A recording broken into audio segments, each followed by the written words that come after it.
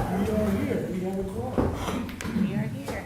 I pledge allegiance to the flag of the United States of America and to the republic for which it stands, one nation, under God, indivisible, with liberty and justice for all. I forgot the words. Everybody knows where the exits are, blah, blah, blah, blah. Okay, first up on the agenda, Fox Hollow Farm, timber One harvest? second, I'd like to make a motion, we approve the agenda. Oh, Second. all in favor? Aye. I'll say aye, yeah. All right, first up, Fox Hollow Farm, timber harvest. Be very efficient. Do you want us to move that a little bit? So that you're I not- can move it. Oh, the TV in? Oh, easy. Ho, ho. Sorry, Al. Okay, I don't really want to touch it anymore. Yeah, I understand. Remember, you break, you own it. Yeah, Yeah. that's hilarious. Good evening, my name is Josh Cowan, I'm a forester for 29 years here in the Hudson Valley. I've enrolled the Fox Hollow Farm into the New York State Forest Tax Law program about, sorry, what? Why is this, why is? That's silent later in the for agenda. this one? There's nothing to do, yeah. I thought maybe you were, okay. Do you want to see anything from Fox Hollow? Because he does have stuff to show. I would like that, yes. Okay. Matt? I enrolled Fox Hollow Farm Thank you. in, sorry. Thank you. Into the forest tax law program about 6 years ago. They have a scheduled harvest in one stand for the purposes of forest health and wildlife habitat. It's actually a little bit more than what's considered a timber stand improvement cut. We're doing a low thinning.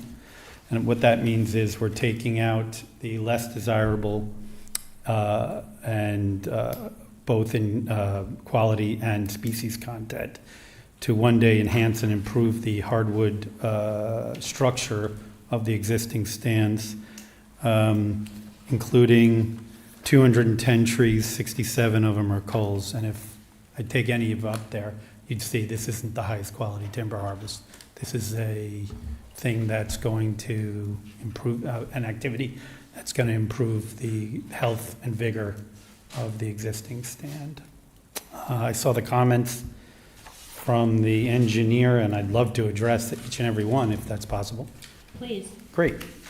So I think we can start with number 2, right? Because number 1 is just a kind of explanation of what I did. Number 2, the land use application should be corrected. I can correct that, that's no problem. From special permit to site plan, that was my mistake. Number 3, the project is under seeker. I can absolutely fill a type 1 seeker form out, no problem. Number 4, a narrative describe. I'm sorry, Mr. Gowan, it says that. Josh is fine, I'm thank you. sorry, Josh, the action does not fit the criteria for type 1. Sorry, I meant type 2. Okay. It's actually It does not fit the criteria for type 2. unlisted. It's Yeah. actually unlisted, so you can get away with doing a short environmental assessment form. Short EF. Not a full environmental assessment. Fantastic. Will do. Thank you. Number 4, the narrative describing a harvest operation. I did include a basic narrative with the forest type map. I don't know if you guys got it. We're removing, like I said, a total of 210 trees for the purposes of forest health. Way down toward the end, Matt. Just keep scrolling. But we do need, I mean, John, if you want to comment on There's the forest type map. Yeah, basically, L stands for landing, by the way.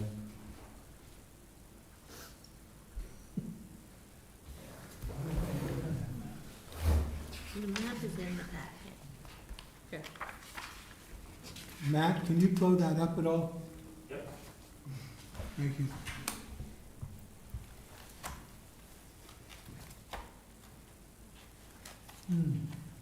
we're just looking, I'm just basically looking for a simple narrative that says, I don't have this here, I don't have this map in the packet I got, so, Oh, okay? yeah.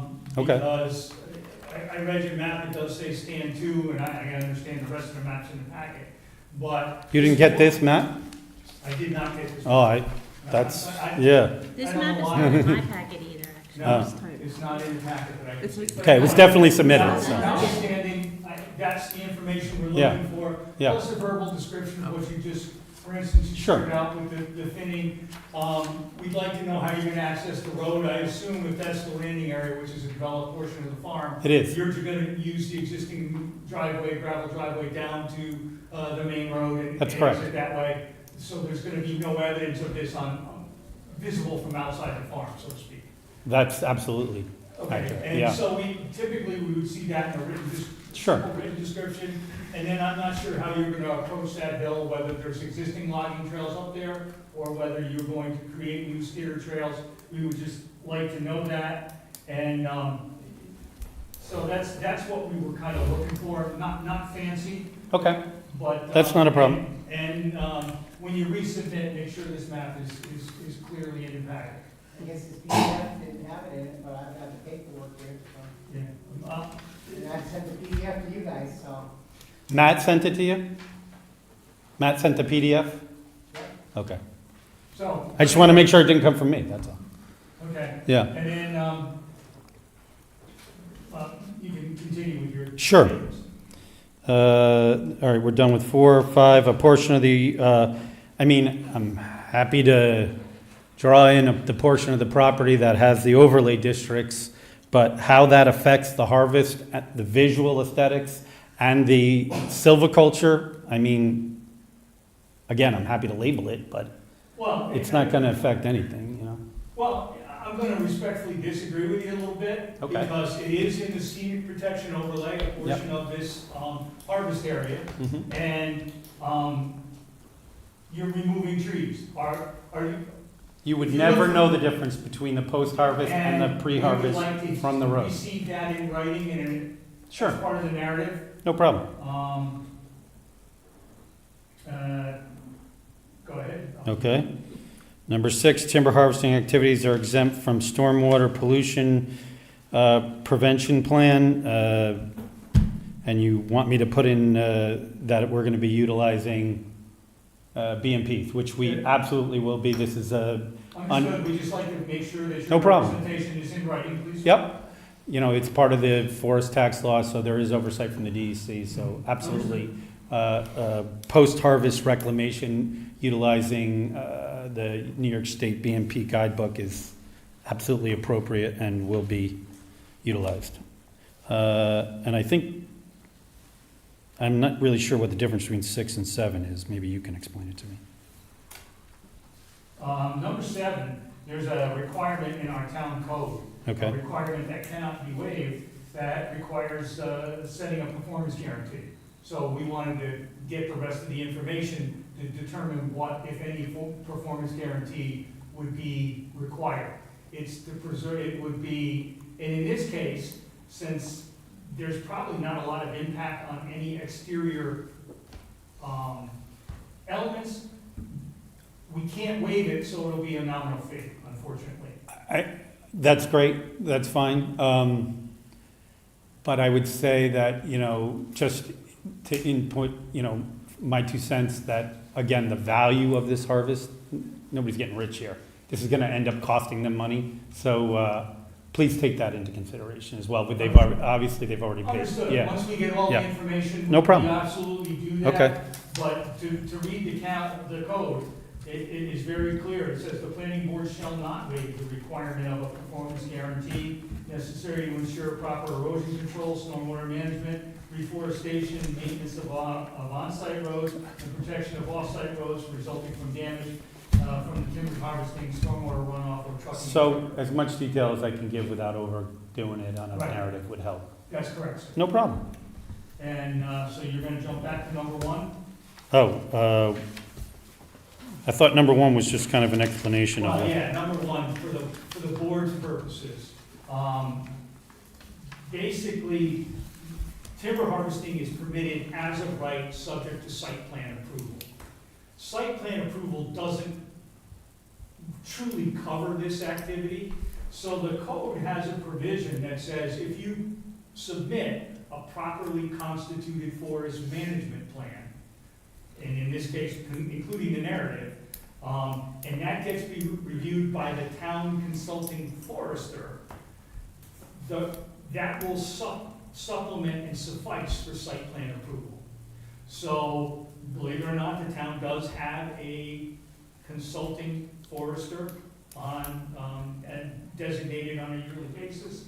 And the typical procedure from this board, if you're willing to entertain this, which I think based on the gentleman's description tonight, I see no reason why you shouldn't. Your next step would be to refer this to the town's forester, who is, as you may all recall, Lower Hudson Forestry Services, Christopher Prentice, and ask him to report back to you in a timely fashion for the next available planning board meeting. Thank you. And I think that the gentleman has basically covered everything, and Great. then, you know. I do have a question. Sorry, you go first. Yeah, 210 trees, you said? Yes, How big, what's the property size that you're removing it from? that stand is, 50 acres. 50. yeah, 50 acres, there you Okay. go. So, and 67 of them are cull trees, which are dying, dead, undesirable in some way, need to be weeding the garden. When you mean less desirable, what are you talking about? Species, straightness, quality, form, Softwoods or hardwoods? Both. Or both. A lot of the cull trees are wonky pines, so, and they just need to get out of that forest. And that's, I think, some of the information that John's looking for in a narrative. Yeah. And Yeah, so there's that sure. sort of detail for the board to Yeah, no problem. have. I actually had a question about number 2. Do I need to resubmit a new application, or can I just come into the office and change site plan to special use permit or whatever? I care not, you have to change it, you could come in the office, change it, initial it, and Judy will recirculate it, I have no issue with that. Okay, great. I have a couple of questions. Oh, sure. Sorry. Just, this, because I do a lot of checking of documents.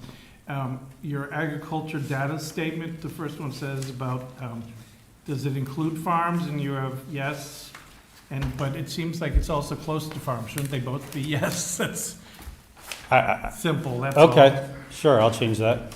Yeah. And then I was looking at the work schedules and the 15-year work schedules, and there's 2 different work schedules, and I don't I- understand that. Because I amended, I sent in an update, and we met with the DEC, myself and the landowner met together, and then I sent in a amendment to the update. Okay, And that's why what you're I seeing. thought. So Yeah, the second one is really where it yeah, has the accurate one. 224, I just included 225. everything, I apologize. for the Figured, but I confusion. wanted to make sure. Yeah, yeah, no worries. Thank you. Typically, the way the state manages these particular entities, and there's no pun intended here, they're intended to be living documents, and they're supposed to be updated on a regular basis. And depending upon how it's prepared, usually you'll see all the updates. So sometimes it can get confusing, because oftentimes they'll change maybe 2 or 3 words or a minor action, so it's not unusual to see what you see. Thank you.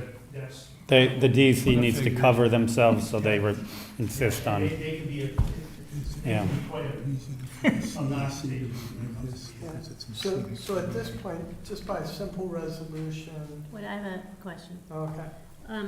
You, on page 5, I think this'll show up when you run the mapper, when you Okay. prepare your EAF, but there's a statement that says that there are no currently mapped habitat for miscellaneous endangered or threatened species. I ran the mapper, and it flagged bog turtle habitat, so you're just gonna need to account for that. When you run the EAF mapper, it'll flag. sure. I didn't see that. On the property, there's bog turtle, or near and around the property? Because, It doesn't tell you specifically. well, where did you click on the mapper for it to On show your up? parcel. Okay, Yeah, so it doesn't tell you specifically doesn't- where on the property the habitat is. I understand located. that. Did it say whether it's on the property or It within? flags it when you search your parcel. Okay, And it's usually a radius of the entire parcel, so if you were to look at, this is a printout of the wetlands around the property, and you'll find that there are no real wetlands close to your property. There is a stream that runs down, I think, right through right in the middle of stand 1, right next to your landing area. But since that's active farm, one wouldn't expect it. I have never even seen, oh, it goes down, west. You'll It's get- a it's not, it's a seasonal stream and it Yeah. goes down west. It shows up Yeah. as a federal wetland. Can you point at it on that map? Let's see, do this one right here. Oh, Here's your landing area. uh-huh, This is stand two. uh-huh, okay. So, but it's not unusual, I think I think the radius employed by the environmental mapper is 2,000 feet, so it could be the other side of the road. Yeah, So, Yeah, I mean, I we wouldn't, need to offer an explanation. sure. No problem. Anybody else? Jim? What kind of trees are we talking about? Mostly hardwoods, but red oak, black oak, pine, white oak, birch, cherry, ash, hickory, soft maple, hemlock. Any particular diameter are you looking at? I usually try not to mark anything lower than 14 to 16 inches measured 4.5 feet on the ground, which is the standard in the industry. Again, I wasn't looking for any particular species here because I'm trying to get the junk out and, plan for the long term because of landowner goals. Are we talking about reforesting? Well, in a hardwood forest, mature forest such as this and all over the Northeast, you don't really plant. What we're trying to do is encourage regeneration naturally, mimicking nature. So you're gonna be leaving the small saplings? Is Yeah, that what you're saying? yes, there's no value in them anyway, but yes, yeah. We are opening up available growing space to allow subdominant and codominant individuals to thrive with vigor is It'd be the interesting terminology. what the forester has to say. Okay, thank you. Yeah, All right, so I think next steps are revise the application Sure. and provide all the additional materials, and then once that's in, Judy, you can send it to Chris. 14 to 16. Do we use Chris or Brent? Chris is your Primary? duly appointed. Okay, Brent is conflict counsel. okay, got it, okay. Do you want to do that by quick motion? Paul, do you have anything else to add? No, just whether, I think it'd be appropriate, it's required to do it by a quick motion, Motion for, to refer to Circulate to your the consulting forester. force. oh, okay. After revision, there. Yeah. After revision. I'll make the motion to refer it to our forester. Second, After revisions are. after the revisions are in, yes, second. All in favor? Aye. Opposed? Okay. Thanks. Thank you. Thank you thank very you so much. Thank you. Have a good night. You too. Pardo, Who's part of, are they here? Or Zoe? The board's the one. Are they here? no one's here. Since they're not here, can I just ask you a question? After reading everything, I think this is the one where there's two buildings on the lot right now, and you have no idea how they got there? Well, no. Okay. The gentleman owns two side-by-side lots. Oh, there's two Both of lots. which are under construction. Right. Both of which have duplexes under Right. construction. How duplexes got there, I do not know. Okay. He was here 1 year ago, exactly, in front of this board. Yes, He was? Yes. Oh, I don't remember, I'm He wanted sorry. 6 or 8 apartments Yes. and we went Oh, through that's the one. Right, Yes. right, I right. remember that now, thank you. and sent them away. Right. Oh, we He's sent, not- we sent him to the ZBA. Yes. But then he withdrew. He withdrew, right, His thank you. application and apparently obtained building permits for these, for 2 duplexes, For 2 duplexes. which we think may have required ZBA variances. So, I was wondering about and now is coming back in for a third, which, based on John's memo and my own review, also appears to require ZBA variance. So, Well, without until, the applicant here, it's a little. Yeah. Yeah, I was we're just not curious, I discussing wanted to this. make If he's sure. not here, No. we're done. Yeah. And if he wants to come back, he's I just welcome. wanted to make and sure it I was- think the That place. Well, one question I do have is that the code enforcement officer issued the permit, which seems to be improper for the existing structure. Can we take any action today to request that the code enforcement officer issue a cease and desist? I concur. And I wonder about the setback. these structures are very, very close to the road, Mhm. and there's no landscaping plan with this site review. They seem really tall, too. I'm sorry? They seem to exceed the maximum allowable height in the Yeah. district. Yeah, So there seems to be a lot of I issues. wonder how they even got approved. as a matter of efficiency, it may be just appropriate to send a pending application, a new application to the ZBA, and then for the two prior duplexes for which building permits have been issued, we can reach out to the code officer and suggest that potentially they need to go to the ZBA and/or they should consider potentially a cease and desist. To your point, what is typically done is the planning board would write a very polite letter to the code enforcement officer, which basically says, we've looked at this, it doesn't appear to us that it was properly issued. It would seem that they need to go to the zoning board of appeals, and until such time, we'd like you to we would like you to consider issuing a cease and desist. Yep. And certainly not issue any certificates of occupancy until this matter has been resolved. And the highway superintendent has her own issues with this, Mhm. which we are pursuing as well. So there's a couple flaws in this language here. But I would suggest that to be proper and follow a proper record, you should have a simple letter drafted by Paul for signing by the chair, expressing your concerns. We can do that. if Thank the you. board wishes. This is in addition to the letter that you drafted. In addition, this should be one directly from you folks. And I would suggest copying the town attorney as well. And the ZBA. Do we need a motion on this? You should probably have a motion, Mr. Walsh, yes, sir. I would like to make the motion that our attorney writes a letter.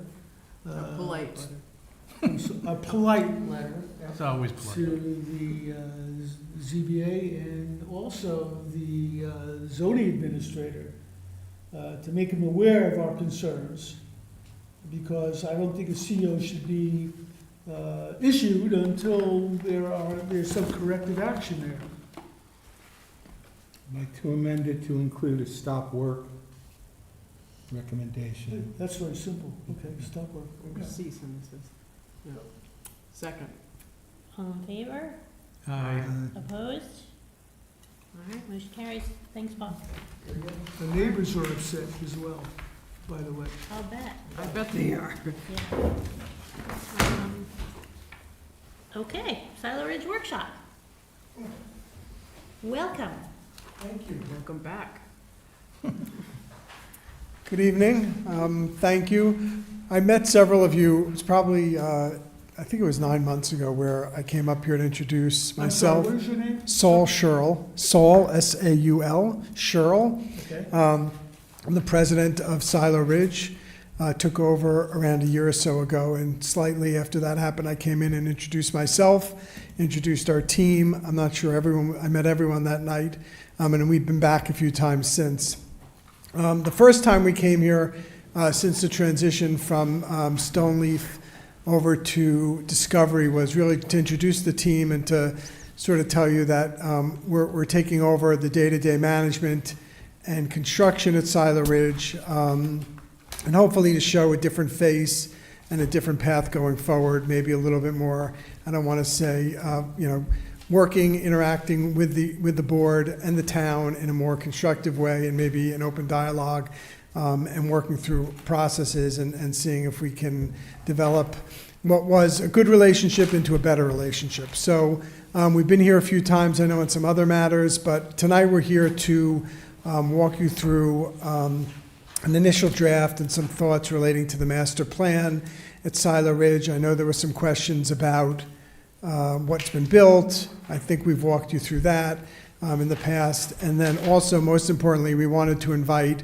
the board, subject to scheduling, to a site visit, to come see Silo Ridge, see what we've done there, and walk the property and get a sense for what it is and what we've developed there now and what we hope to do in the future. So I think it'll help as you sort of evaluate the master plan and some of the revisions we'd like to make.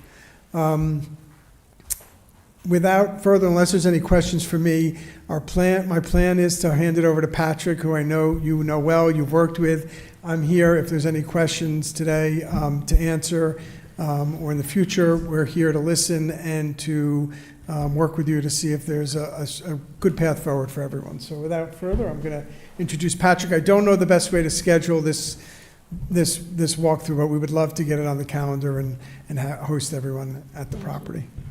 Thank you. Yeah, I think. Can you guys see that? We can. Yeah. Thank you. Am I short enough to, I'm not interfering with it? It's one of the advantages to being short, right? You don't interfere with line of sight. My name's Patrick O'Leary. Thank you, first and foremost, for taking the time to allow us to introduce the amendments to the master plan. We think it's an important step both for Silo Ridge, hopefully for the community, and we also hope this will facilitate the process as we seek some input from the board. Tonight, I'll do a brief presentation. Maybe we can have a few questions. Doubt I'll have any answers, but I'll do my best. And then Judy will provide a digital copy of the presentation to all the board members and staff. So over the next few weeks, you can kind of mull it over and kind of think through it. We don't expect immediate feedback, but if you see something, please feel free to throw it out there this evening. And Madam Chair, who should I coordinate with to schedule this visit? That's, I guess, because it becomes an official meeting, I guess, if, right, if there are 4 or multiple people. Judy, I mean, not to volunteer you to do more work, but. What time frame are you looking at? Well, I would, just me personally, I think the board might want to get there in the next couple months while it's walkable and the weather is nice. We can do this in February. Yeah. So it's, I would think you might want to do it on a normally scheduled meeting when the agenda is very light or something like that. Maybe we can do it an hour early if that works for people. And Judy, I'll coordinate with you, trying to find one of the meetings where it fits in, if that's good for the board.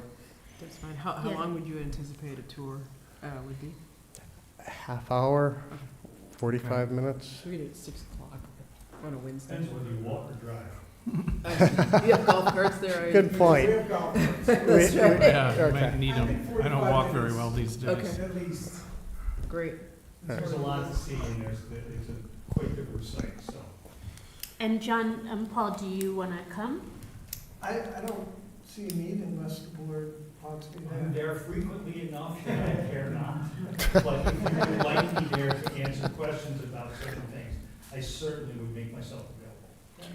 I would give a couple of dates just in case, because it's a very busy time. Amenia's having elections, everything's going on, I think why don't you give us the dates that work best for you? I found in business, if you say, give us dates, it doesn't work. Okay. I mean, Get your We dates. could do a doodle poll. I Yeah. can Yeah. help you with and that. we could do that, and we could also just, the suggestion to meet like an hour early before Yeah, a no, that's regular fine. scheduled meeting, we could do that, so maybe we'll target the August 13th.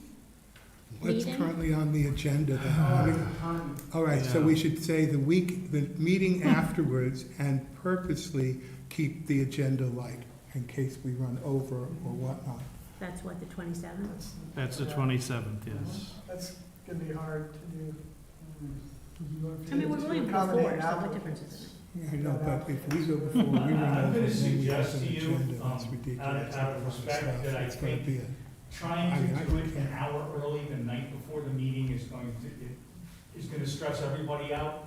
And I think you would be well advised to pick a non-meeting night, and maybe the time 6 o'clock works, but I think that takes some pressure, and I understand your issue. Yeah, But- I don't get up here until 6:30 earliest. Well, even if it's 6:30, that way you get the opportunity, but what I'm saying is, I think, from my perspective, knowing this site and knowing the questions that might arise once you walk this site and get a sense of it, that trying to do that and then jump back here for a meeting is gonna be non-productive for everything. Is a Saturday morning? Yeah, I was just football? going to say, it might be that we might have to have more than one. Yep. You know, maybe people that live up here and work up here could go on an evening, but for us that have to commute to White Yeah. Plains, Why don't we'll do a Saturday We'll morning. get back to you. Okay, Okay. that'll work There fine. you go. Yeah. We'll accommodate. But you guys are okay with the weekend morning if that's what works best for the team? That's not a bad idea. Saturday, I can't think of a place I'd rather be Saturday Oh, yeah, morning. with us. Yeah, because he's gonna be on a golf course one way or the Tennis other. rackets. Right, All right, yeah, we'll get back to you. Anyway. Thank you. thank you. So, on the screen before you is an aerial of Silo Ridge, just to kind of orient people. As you're looking at it, you're looking in a north to south view over the valley there. Bottom left-hand side is the core condo area. You can see the town green. Condo series 3.4 would be just over my head. Over here somewhere. And then as you circulate around, on the right-hand side, you're going up Eagle Pass, and those are the Club Meadow lots. As you're driving through there, and then farther up screen on Eagle Pass is the estate lots. There's the large area there that's undeveloped. There's some of them developed up through there. And if you look over by the lake there, that's the family barn. You can see the pool to the left just over the S. That's the family barn area. And then the lakeside lots are over in that area. So just kind of a quick overview of, you've seen plans for 10 years, but this is, current aerial photography right now of what it looks like. To the bottom right-hand side of the screen, there's an operational area still for construction. It's used for construction, golf operations, things of that nature. Where you see like the tent and the red stripe there, that will be condo B and C, and then D and E will be off the page down toward where I suggested condo 3 series was. Can we go to the next slide? Basically, tonight I'll provide a little bit of an overview. It's broken down into 3 general parts. There's golf operations. Golf course has been in operation for 8 years now, something like that. It's constantly been moving around operations to accommodate construction on the site, getting to the position now where they can finalize operations, the associated parking, maintenance, things of that nature. And as it's evolved through the years, it's become apparent that they needed to make some changes to the original operational plan for it. Then we'll take a quick look at what we're proposing for modifications to the master plan relative to residential development, which is primarily focused in the core condo area that was up on the screen, as well as an area over by the family barn. There are concept plans. I won't spend very much time on those. They'll be included in your packet. You can take a look at them. We've spent a great deal of time, so has spent a great deal of time and money in trying to work its way through this master plan amendment. One of the goals of this is we've been in for 2 amendments to date. And our goal is not to piecemeal this over the next 5 years or 10 years, but rather to get in here with a cohesive plan that the board buys into that works for Silo Ridge and the residents there, and have it be a document that can guide it for the next 10 years without having to constantly come back before the board. Can you slide down on that slide a little bit? And then finally, one of the components of the master plan, the original master plan, which has not been discussed over the past 10 years very much, is the general store. And so we're going to show a proposed location which is different from what was exhibited on the original. In fact, I'm not even sure where the general store was supposed to be on the original one. It just said that it would have a general store. We've identified it. We can show you the location. It's accessible to the public as well as Silo Ridge residents, and we hope the community will appreciate that. Can we move on to the next one? This is the approved master plan. If you go into the archives here in town, this is the actual plan that was approved. It shows all of Silo Ridge, the areas I just went over, the core condos, E-Series, estate lots, lakeside lots, and of course on the right-hand side, right over my head, would be the vineyard cottages up by the S-curve up there. No changes have occurred relative to the boundaries. Master plan has stayed intact, excepting the couple modifications. It was condo 3 where we added 1 unit per condo. And the second master plan modification is before the board now for condos D and E, removing the 13 townhomes and putting in 10 condominiums. Next slide. The areas of focus for us on the master plan are primarily 2 areas out there. It's the core condo area, which is the large circle area that took up the majority of the aerial view, and then the area over by the family barn. They're areas that have received a lot of attention through the years. A lot of construction has taken place, and there's a lot of activity in both those areas, which is what it was intended to be, family barn and the entertainment area, and then the town green, kind of the center of the whole site.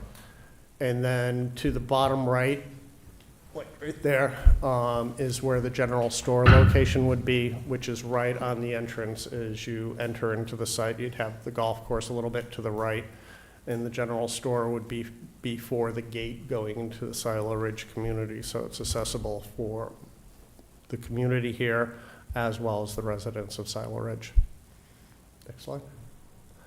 I'll start with golf operations. You can go directly to the next slide. This is another aerial of Silo right now. As you enter into the site through the main gate, you go up beyond condos. You can see condos 1, 2, 3, and remnants of 4 up there. There's various staging areas that have moved through the years, parking areas to accommodate the golfers, people with guests coming in, parking their cars, valet parking, getting them up to the golf course. And then still, at the end of the day, when they finish on the 18th hole, which would be down where the clubhouse was originally proposed, they're kind of meandering their way through Silo Ridge in golf carts, trying to get back to their car, and it's kind of a non-uniform, ever-changing pattern. The goal here is to get a systematic pattern that works for the residents of Silo Ridge and their guests. We can go to the next slide.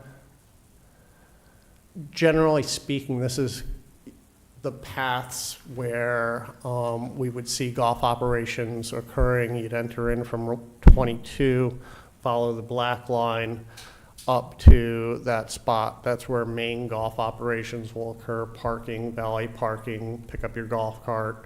Then you would proceed up to the practice area, Ridge House practice area, first tee.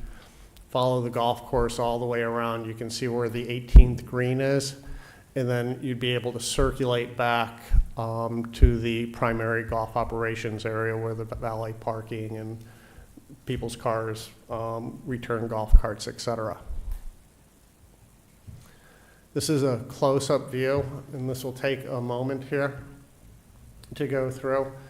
So as you're looking at this, top right-hand corner is condo 3.3. It was a little damaged by the fire. Right where it says valet parking is where condo 3.4, which burned, was previously constructed. To the left of that, we have golf cart parking, and then to the left of that would be condo 3.4. So as opposed to building condo 3.4 in its old location where the valet parking is, we're proposing moving it over to that area, and it makes a lot of sense overall operationally, and it also does some really nice things from an aesthetic standpoint. It's an expensive proposal to do this because fundamentally, if you see the orange line going down through condo 3, that is the existing Snowy Owl Court today. That road's already been constructed. And what we're proposing to do is reconstruct that road incorporate the turnaround in direct traffic between the golf operations in condos 3.3 back up to Snowy Owl, where some of the Village Greens homes reside. Internally, I won't belabor a long time on internal circulation for golf carts and valet. I leave that to golf experts who do that for a living, and they can draw the lines on there and tell us how wonderful it works. And I believe every word they say. If you could go to the next. Question on the Absolutely. valet, Sure. valet parking, that's parking for cars, yeah? Correct, yes, it is. Okay, and Yeah. that's 2 levels, and so theoretically, because I feel like when we were reviewing this the first time around, there wasn't a lot of vehicular traffic around internally to the site. It was really just everybody was kind of moving around via golf cart. Correct. This seems a little bit different than. The reason for that is our guests, right? And also they have tournaments there for specific charity events and otherwise. And right now they use makeshift areas for the parking, and they want to get it well-defined, systematic, so that it, operating in perpetuity, people become familiar with the operations, know exactly how it works, and, everyone is pleased at the end of the day by it. So that's the reason for the changes that we're proposing here. If you go to the next slide, you can see once again, the parking cart storage area, it's 2-level. So because there are limitations on room, the only way we can really make this work, provide sufficient parking for both vehicles, the valet, as well as the golf carts, is to create a 2-level structure. If you could slide down a little bit in the graphic there. So you can see what would be proposed condo 3.4, similar to what was originally constructed there. We're sliding it over toward the hillside. It's not within the conservation area. There's plenty of room between the conservation area and the condo itself to have some backyards, circulating space and otherwise. And you can see the parking deck over there where we have a lower level for both cart and car parking. And then there's the upper deck for normal golf operations where you'll be picking up your carts, dropping off cars, things of that nature. And there's just one in and out. Yes. We think this is well, you also have the upper deck you got the lower deck circulation. You can come in Yeah, on the lower and leave from the upper and vice versa. Yes. Okay. So we think overall it provides, it's a very systematic operation, makes a lot of sense. It's a lot of work for this site, and it is a change from what was there. Originally, there were VG1, VG2 lots in that area. It had building 3.4. So it's a big swing at this area. Yes. We think it's the right location. It works well with the golf course. It works well being close to the entrance so you're not circulating traffic all the way through Silo Ridge on the roads. To us, it makes perfect sense, but, everybody has a slightly different eye, so we always welcome input on that. And on the input side, I forgot to say when we began, during these workshop sessions, we understand there's nothing you say that's binding. When you put ideas out to us, we're not going to come back and say, well, you said that at the meeting or something like that. We're looking for ideas, suggestions, or otherwise, and input from you on the master plan, because we'd like to get it refined so that when we come in, it's something we can collectively, both Silo Ridge and the planning board, focus to get it honed down in a quicker manner than some of the operations in the past. Next slide. On to the residential side. You can keep going. We've seen this aerial enough, so I won't spend any more time on. If we can go to the next one. This is a good view of the overall core condo area. You can see on the bottom right and the right-hand side, you have condo series 1, condo series 2. Where the 1 is, that's the Village Green, which is kind of the focal point and has been the focal point of the whole core condo area. Condos B and C that are shown there are same as the original approved site plan. The major change with those is they're being reduced from 6 units each to 4 units. So they're going to be larger condos, but going from 6 to 4. You're familiar with condo D&E. We have the application before you right now. And then farther to the right, there's condo F. It's a duplex condo, 2 condos there. At the entrance, excuse me, at Eagle Pass. And the reason it has to be a duplex is basically it's kind of the gateway into the area. It can't be something that's just overpowering and 3 stories kind of in people's faces. It needs to be something that kind of transitions people into the condo area itself. And then finally, we have the A-series condo. That's where the clubhouse was going to be, and there were going to be 5 lodging units there, in addition to some other functions. And over time, it's become really apparent that the clubhouse really didn't serve the function that would serve the function that it was intended to 10 years ago. The family barn has really become a focal point of entertainment and activity at Silo Ridge.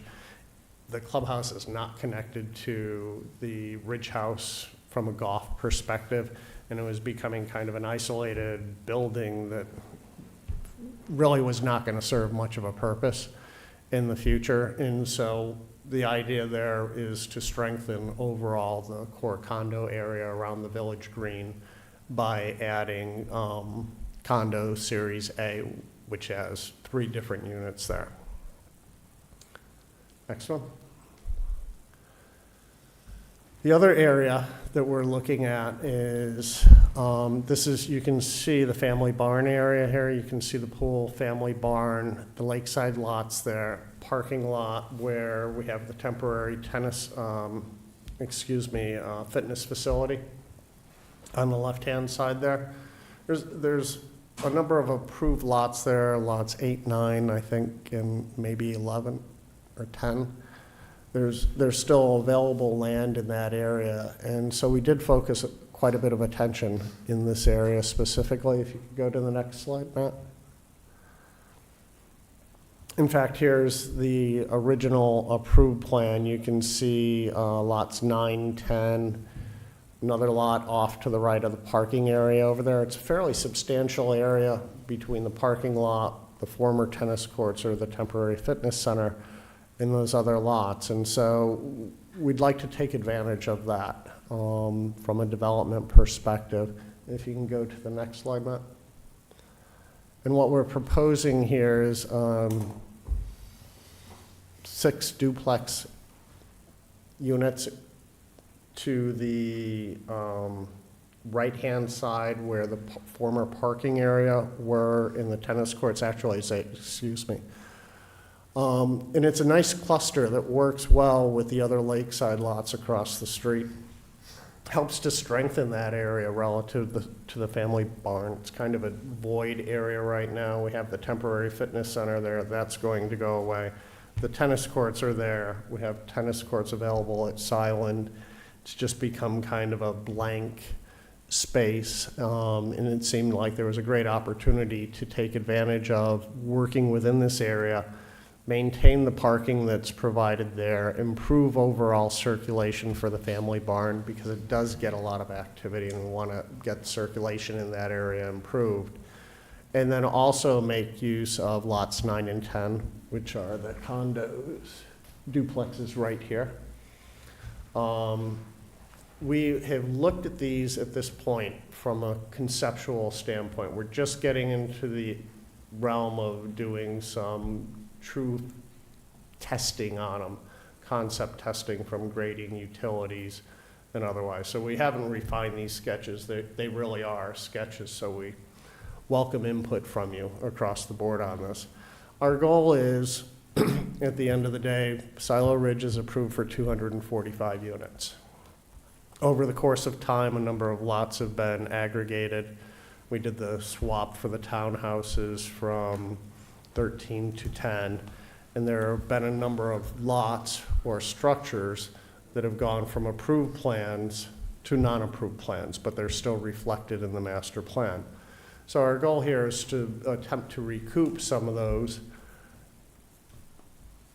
lots slash building units. In addition, if you look, when you add up these units right now, it seems like a lot of units, and you're gonna sit back and say, well, I think in John's memo, it said there was a shortage of 9, but gosh, you got 12 right here, so where are you going with this? If you look at this, the total number of units we're proposing here would bring it up to 250 units. At this time, we're not suggesting we want to expand Silo Ridge to 250 units, but we're aware over the past 10 years, we've consolidated 6 lots here, lost 2 condos because they've made the condos bigger. And so we're trying to look at this from a more holistic standpoint right now. So we're not suggesting as part of the master plan to approve 250 units, but we want to try to set on something so that if lots are merged in the future, if condos are made bigger and units are lost, that we have a method and we're not coming back to the board every time saying, oh, by the way, we need a site plan modification, we need a master plan modification. And so it's going to take some work and input, from the board and work on our part to figure out a way to actually incorporate this as an amendment to the master plan. But we think it makes a lot of sense, both for the board, not using time in the future, and looking at something today holistically, as opposed to trying to do it piecemeal over the next 10 years. If you can go to the next slide.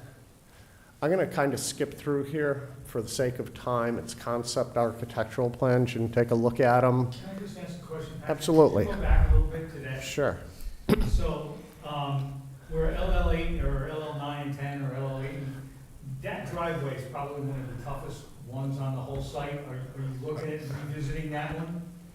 Yeah, that's, like I said, we have not proof tested these concepts coming back. I'm really aware retaining walls, That was one of the ones that even your guys wanted to take off the table because they weren't. retaining walls, things of that nature. Yeah, between cutting the rock and retaining walls, that's a tough Yep. lot. Okay. Definitely aware of it, and it may, as we evolve this, it's we may look at approaches to it a different way compared to that driveway. So we appreciate that, John. Okay, and because that little loop also is kind of awkward with that house has the hot tub right there in the corner. That you can look right into. Not that you have, or would. You can't help it. Where would 9 and 10 be? They're not on here, so. No, they're right in here. This area right here, and this is, I think there's a retaining wall that starts about 5 foot off the edge of pavement and runs all the way in up to the existing house and runs here. There's a shared driveway, there's a maintenance easement, there's about 4 or 5 different legal instruments just for those 2 lots. So there's houses there now? No. Okay. Those houses have not yet been constructed Right. because nobody wanted the chance to drive right. Understood. Thank you. And once again, when you think about it, you can see it makes a little more sense now from a driveway perspective if you're doing 4 units as opposed to 2 units. Yeah, When it starts, you can start to make economic sense, and it also makes kind of neighborhood sense having 4 units over there collectively put together on the site. So, but we certainly have a lot more work to do on validating the concepts relative to utilities, grading, the economics behind it, but these are our first kind of cuts at it. Next. These are all concepts architecturally. We're not making changes. The master plan has been in place. It has to be consistent with what's there. We can't go into a new urbanism or a contemporary format. So the format of the buildings, shapes, materials is going to remain, very consistent with what's out there now. And I'll leave it to you to take a look at the concepts, the architectural concepps. The garage level on A, A2, A3, are they all going to, are you going to start at A and drive through A to get to 2, to get to 2? Okay, Yes. okay. Yep. All right. What John's referring to is some of the condominiums out there There's some condos in the 2 series that have And underground. a couple in the 1 series. In the 1 series. They have underground garages. In some of the condominiums, the garages are actually connected by a short stretch of driveway. So to get to condo 2.1, you got to drive through 2.2. You drive through their garage, door opens, and then you go over into your respective condo at 2.1. Some advantages to it: it reduces curb cuts out there, which is one of the goals, concentrates, kind of focuses traffic, helps eliminate parking on the sides of the road. I think tenants have been happy to date with it, so we're continuing to use that model moving forward. You can skip through these. The next piece should be the general store. These are some massing diagrams of what's being proposed out there. This is in the core condo area. You can see condo F, condo D and E, condo C to the left of it. And you can see in a 3D manner on the way these fit together. And there's a number of massing photographs here for you guys to take a look at to help familiarize yourselves not only with how silos organized today, but also relative to what we're proposing. This is coming up the entrance drive on Eagle Pass to Red Tail. Like I said, I'll leave these to take a look at. It'll take a little time to familiarize and figure out side by side how they fit together. Now we're on to the general store, which be the last piece. As you're looking at this, there's the entrance out to Route 22. You enter in from 22, you pass by the golf hole, you have golf operations. Right over here, there's the gatehouse going into the community. Yep, VG lots running up Falcon Way over there. Those are all generally all constructed. There's the 2 lots that you see on the screen that have not been constructed yet. What we're proposing to do, if you can go to the next slide, is use one of those lots in conjunction with the open area there to construct a general store / leasing area, leasing space. It will be available and accessible to the community at large, so if people want to go in and have coffee or pastries from the bakery or whatever, this is a place where Amenia and Silo can interact, have coffee together, get to know each other. It's also a place, if you're down along that strip of 22, there's not many places to stop and pick up something real quick if you live in that area. So it'll have various sundries. It's not intended to be a grocery store, right? It's just a little general store with coffee, some food, some sundries, some office space for leasing.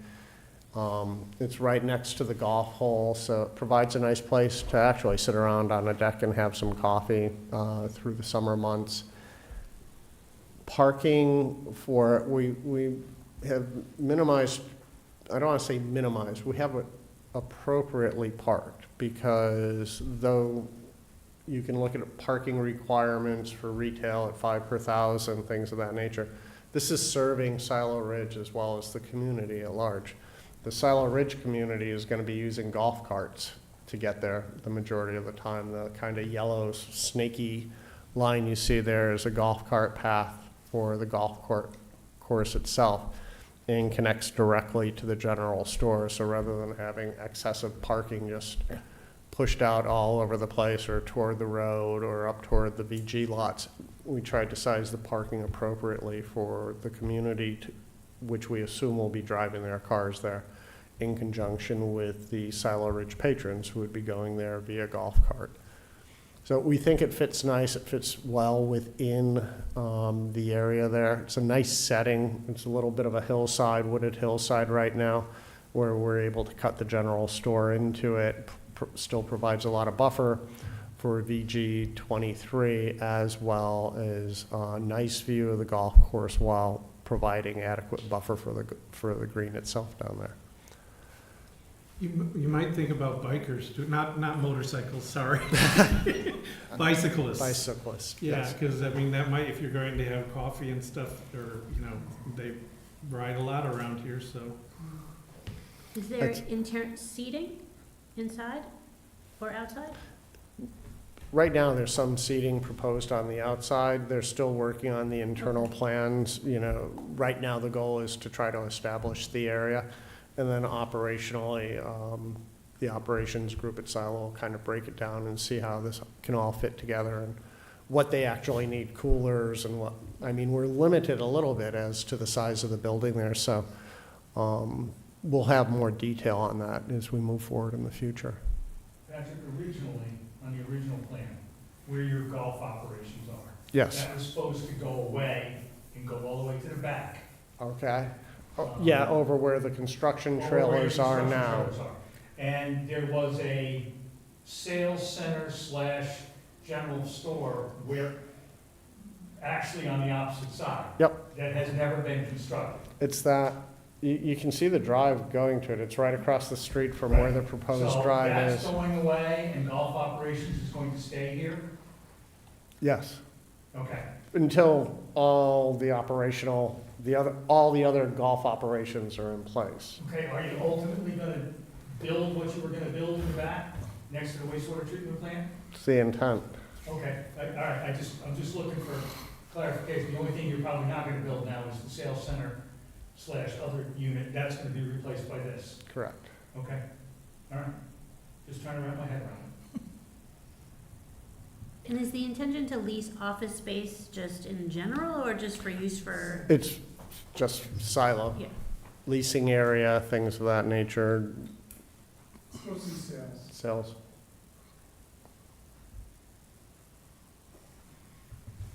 So like I said, it looks like a lot, and there is. We're planning to replace, you know, the 9 units that have been eaten up through consolidation. We think it fits in here really well. We think it's beneficial to replace those units across the board. It's beneficial to the community. It's beneficial to the Silo Ridge community to get those people back in there. It's a smaller community. 10 units is significant, it's 5%. It facilitates tax revenues. There's just lots of benefits to it, the activity in town, tourism, things of that nature. So we think it's a good plan. Like I said, we're not trying to get an extra 5 units here. We're proposing this so that through the years, we can collectively work together to accommodate changes within programming from lot consolidations, condo consolidations, and otherwise. So we think we have a nice start here. We certainly look forward to getting some feedback, comment, and input from the board before. We don't want to go down a dead-end street. We want to talk to you. What do you envision as the time frame? Well, we think we need to visit the site with you so that you can familiarize yourself with it. We need to allow you a little time to digest this information and take a look at all the drawings. So we think we'd need another workshop depending upon the timing of the site visit, but probably following that, the next meeting following that. Based on your input, there's going to be probably a 3-month quiet time period where designers, engineers, architects, planners will be working to put a submission together for you.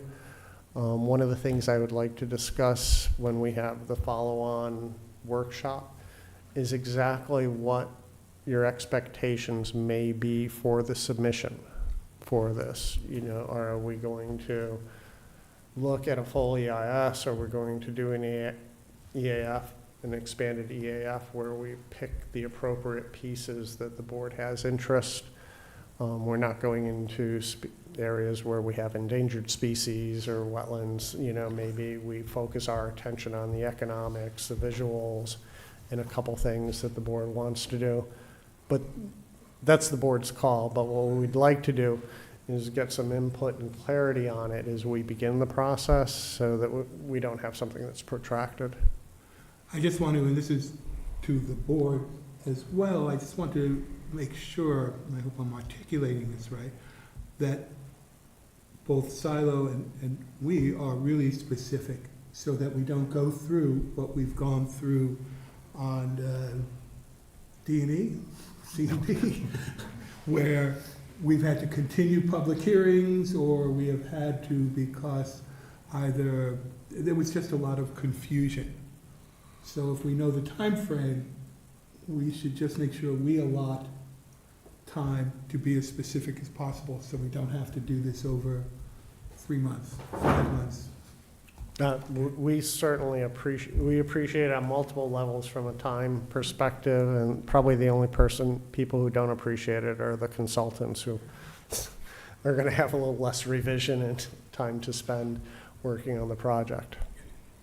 I'm sorry. Oh, One other thing, and this is, I want to thank Silo from the meeting we had last year, in that, since that time, they opened up the ice skating rink to the community, which really was beneficial. The community loved that. They opened up the bakery. We've seen more and more residents of Silo engaging in the comprehensive plan review meeting, and it feels like there's a community building, an Amenia community, not Amenia and Silo or Wassaic. So I think those efforts are not going unnoticed. Thank you. Thank you. I have a, clarify one thing? I just wanted to spend. Yeah. In the golf, because I think you asked a really good question, in the drop-off area, it's as much for visitors or prospects, or like even your site visit. When you come to the site, you'll see it.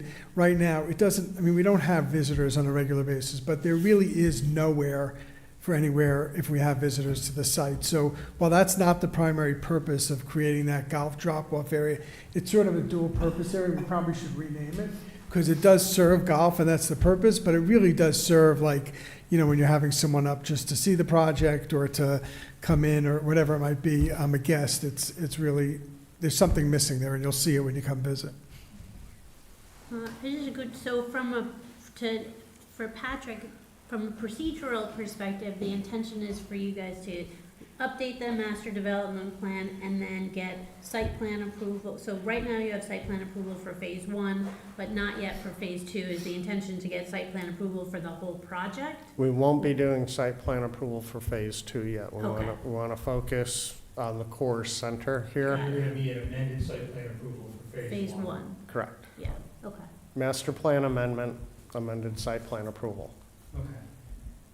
That's helpful and faster.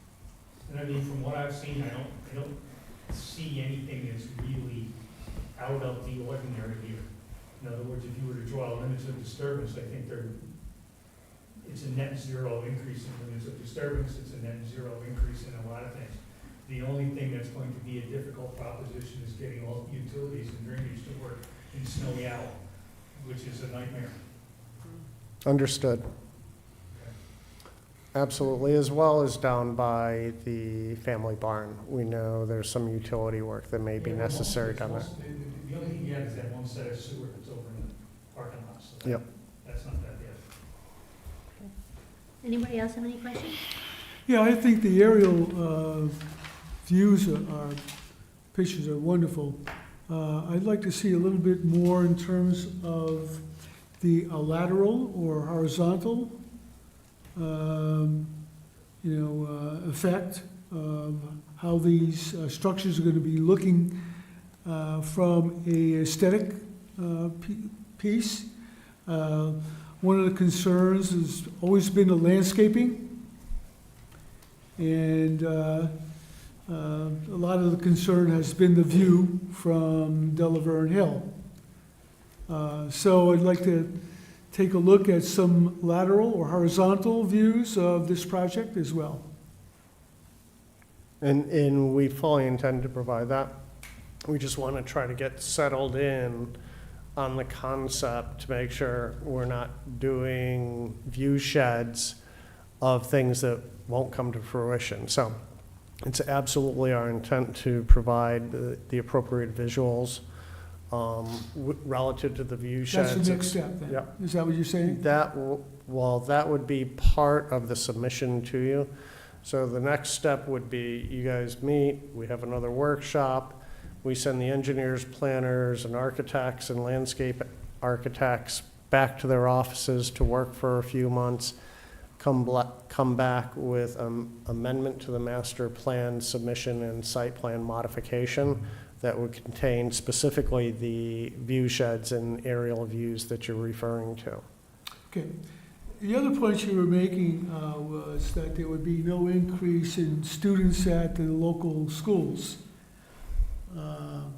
But you also have a workforce. And I was wondering how that's going to impact the community as well. Well, actually, we're staying at the same number that was originally approved under the master plan. We're not increasing or expanding Silo Ridge from that perspective. So we're taking units that were displaced because somebody chose to buy 2 lots and just replacing that with one of the duplex units or something of that nature. So we're not expanding what was originally proposed or projected in the original EIS or the modified EIS. We're just moving pieces around, pieces of the puzzle. We're shifting them around a little bit to fit better both internal to Silo Ridge, provide better operations and a better experience for both the patrons and their guests.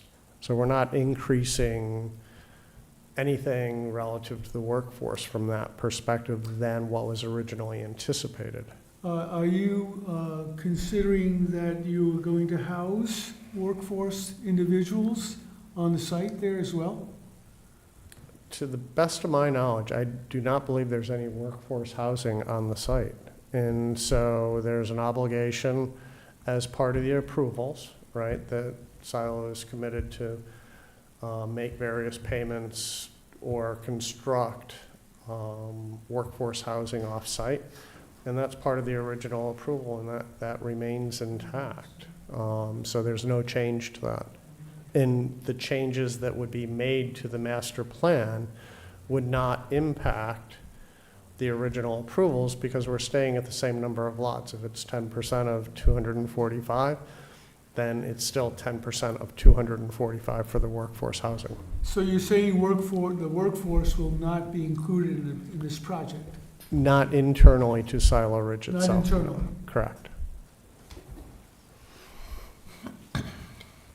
Just out of curiosity, what is the sort of level of engagement of folks that live within Silo Ridge for reviewing the material, sort of the revisions to the plan? Do you have meetings? Because we're sort of like, whatever. Yes. But you know what I mean? To be, perfectly honest, but the folks that live there probably have a significantly more vested interest in understanding sort of what's changing and what's moving around. And there are a whole series of meetings, Okay. and to that end, since I'm not an operational person, I'm gonna look to Zach just or Sal or Mike to help me out with In this the one. same way that like we want to review stuff that's sort of in our neighborhood, you would imagine that. Yeah, obviously, there's 110 different families, so you can imagine we'd get 110 different answers. We do go over it, most importantly are the amenities. They care about the amenities and making sure, like, we do need to do some work to the Ridge House at some point. I'm talking about cosmetic and fix the kids, like, it's much more, I hear much more about that than I hear about anything else. The truth is, they'd like the project finished. No one wants to see construction go on forever. They're tired of the trucks coming in and out, and it's hard. I mean, you see those roads, you're up there all the time when they're building those homes. It gets tough up there while they're under construction. We did just finish 2 new roads for the estate lots that went in. I think we spent $5 million putting in these 2 roads, which opened up the final row of estate lots. And then the other thing on workforce housing, just so you know, we're always looking outside the property because we rented a house behind us that we're in contract to buy that houses some workforce for us. And also we've been before the zoning board for the hotel in town that we would like to purchase to put workforce housing in. And that, the issue there is we just want to make sure there's a transient nature of that versus permanent, whether the town's okay with us putting workforce housing in those units. So we're always looking at it, and it's a focus of ours, not only here at Silo Ridge, but throughout our properties. It's probably one of the larger issues we have is not only finding workers, but housing them and keeping them. And it's essential to keeping them. So, Gotcha, thank you. Are you referring to the Willows Motel? yes. You said hotel, I didn't. Oh, Yeah. I said hotel. Motel, yeah. No, we're in the middle of due diligence on it, and we're just before the zoning board with some questions on that. Anyone else? All right, so, Thank thank you. you. Thank you. It came close to I was gonna try to keep it 45 minutes or less, I think. With your assistance, we're just about right there. So it's on us to find a time, and we'll let you know. And hopefully it'll be in the relatively near future. Yep. And just a quick look ahead, because we always said we'd keep you appraised of anything incoming. We expect next week to potentially submit a site plan modification for Silent to incorporate any of the physical changes that have occurred with roadways, shifting buildings, or any of that nature, which will be followed by 2 re-subdivision plans. One will be for the CM lots. We're going to take 8 lots and reduce it by 1. And then on the lakeside lots, we originally had 4 lots in an area, I think 18, 16 to 19, something like that. And at some point, somebody decided to take the 4 lots and make them 3 lots, make the lots larger. We're gonna come back and say, can we have our original lots back, because the larger lots didn't work, and we want to build smaller homes in a cluster down there. So we're going to request to revert back to the original approved plan in that area. I would see that coming in the next 2 to 3 weeks. And I think that's, hopefully we get through condo D&E here in short order in the coming month. And, you know, we're still very busy and look forward to working with everybody here. And thank you for your time this evening. Thank you. Thank you. Paul? Yes. Yeah, just briefly on condo D&E, we did receive the final Amenia Housing Board comments, and just wanted to make sure the board was comfortable. We're asking Judy to forward them on so that they can be responding to them, and we can all be prepared, John and I as well, for the August 13th meeting when we come back. I'll make that motion. Pleasure. Second. All in favor? Aye. Just Any changes that you're making on the site plans now, obviously that will be, all of those will be reflected on whatever formal submittal you make for this MDP.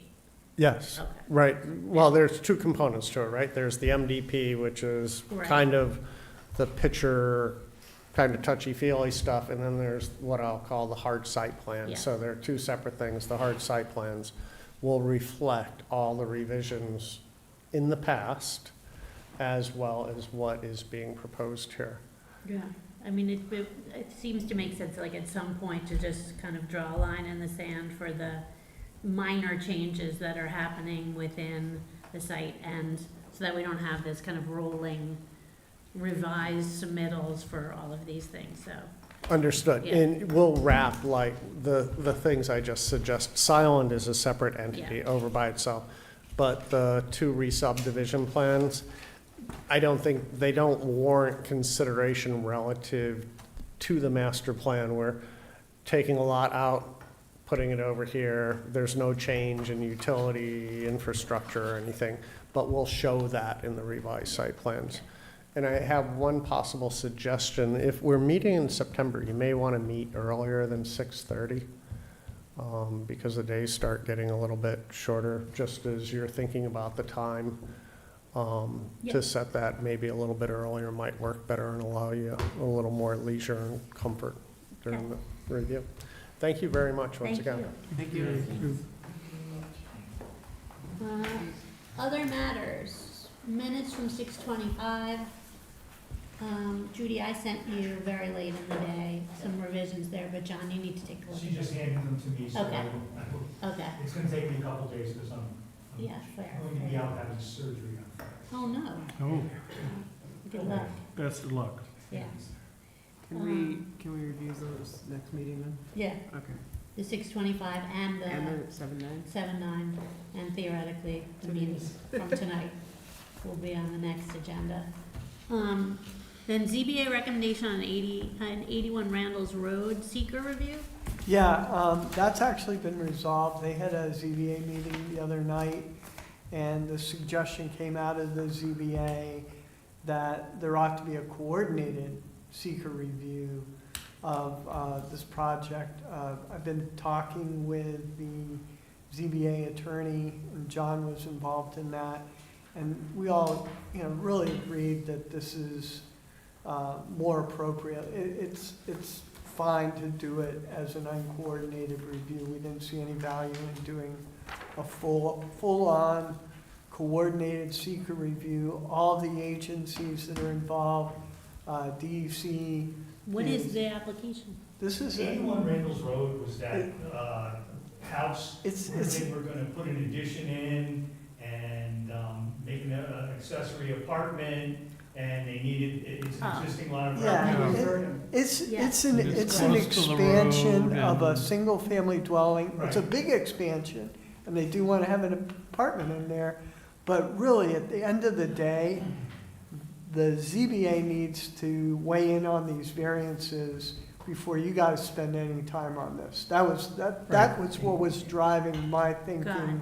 And the reason that we went with a coordinated review at first is because DEC's involved, health department's involved, your ZBA was involved, you're involved, but what ends up happening is DEC's decided, what they're asking us for is gonna be a type 2, so they're not, so all of a sudden it starts to fall apart, and realistically, the area variances and what are required from the ZBA are type 2 actions, so they don't really need to do a review. It really comes down to you folks, and there's really no harm in doing an uncoordinated review.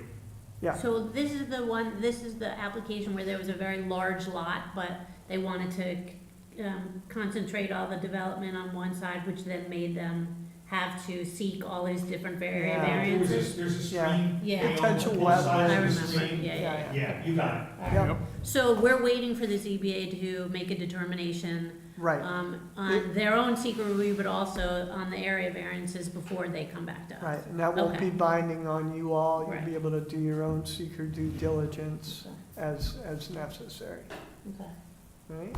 cool. Anything else? Judy, what's on the agenda for the 13th of August? Okay, Silo B&E, Yep, continued public hearing. New one, well, I guess Keenstead. Yep. The visual. And that'll be focused, that really depends upon whether Peter Sander provides the EAF narrative and all the seeker information that they've been promising, so that you all have the opportunity to look at that. what's the deadline for that, the next meeting? Monday. This Monday, okay, Yeah, yeah. all right. He assures me I'm getting stuff Monday. I don't know on what, but All right. he'll be Okay. in my office. Because then you can start to think about whether you want to look at the EAF Part 2, Yeah, after you've digested that information. okay, And then they would come back at the end of the month, when George is available, to hopefully finalize the visual analysis methodology. okay, all right, what else? New one for Offense End, Yep, which I sent out today, it's confused all. And Mark Morrison, right, Mark Morrison wants to put an addition on.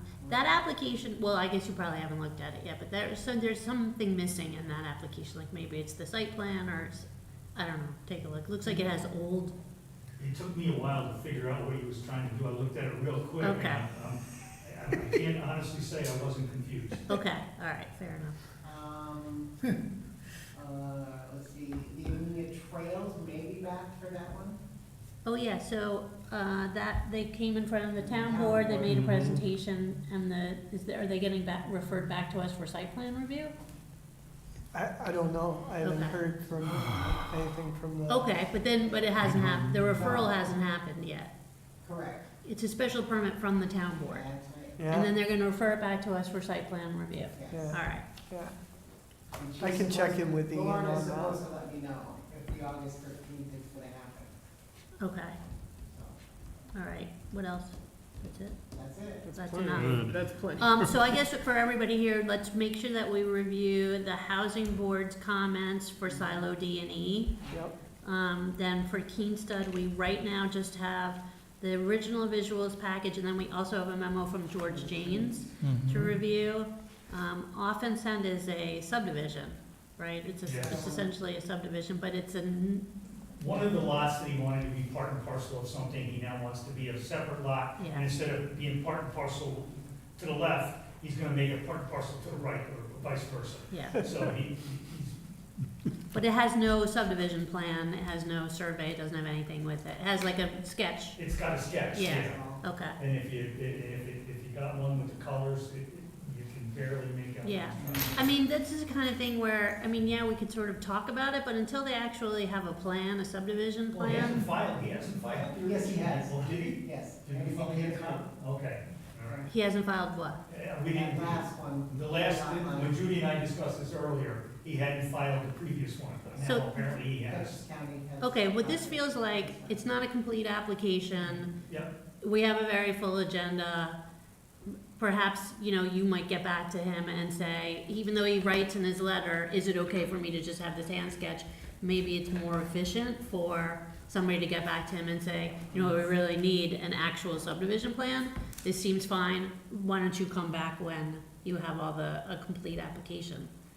This guy is not able to do it right now, he's jam-packed full. Okay. But Well, we that's- can't approve that's all anything bad. anyway. Yeah, no, but we can't proceed with it. Yeah, Your code requires certain documentation to be submitted.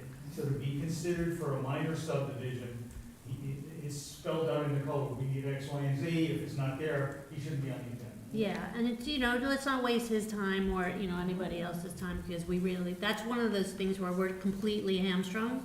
Like, we can't do anything unless we have the proper materials, right?